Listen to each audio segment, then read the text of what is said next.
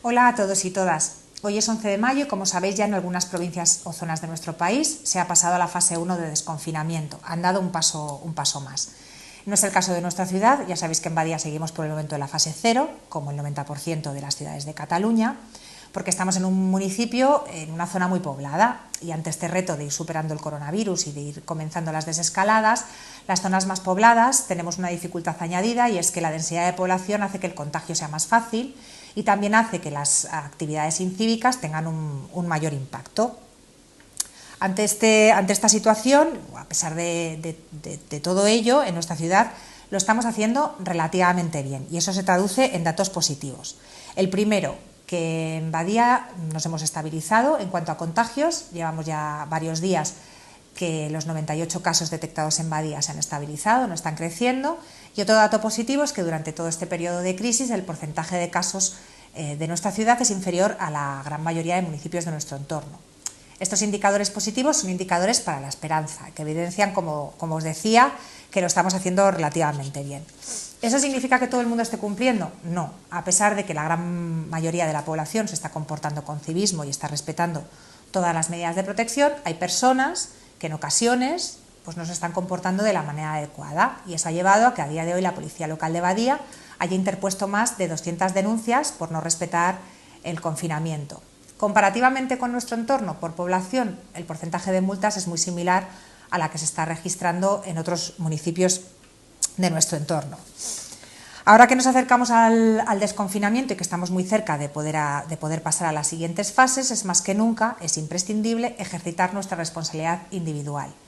Porque no podemos esperar, ni en Badia ni en ninguna otra ciudad, disponer de un agente detrás de cada uno de nosotros y de nosotras. No podemos tener un agente fiscalizando nuestro comportamiento en cada esquina. Dependerá de nosotros y de nosotras de ser conscientes de que estamos interrelacionados, que con nuestro comportamiento estamos sumando o restando la lucha contra el coronavirus, que podamos ir progresivamente pasando de fases o no. Por tanto, aprovecho para hacer un llamamiento a la ciudadanía y sobre todo a los más jóvenes.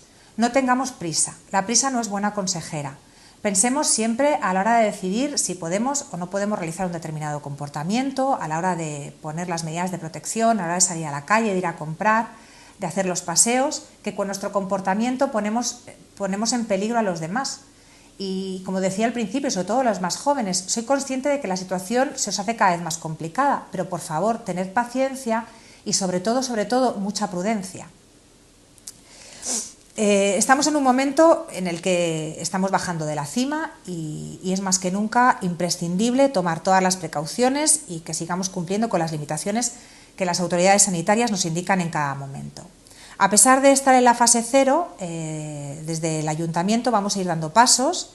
Estamos intentando poco a poco ir retomando o recuperando algunas actividades y actuaciones, como pueda ser el mantenimiento de jardines, de zonas verdes, que tuvimos que suspender por motivos de seguridad, y estamos intentando poco a poco ir retomando esas actividades e ir, por tanto, volviendo a la normalidad.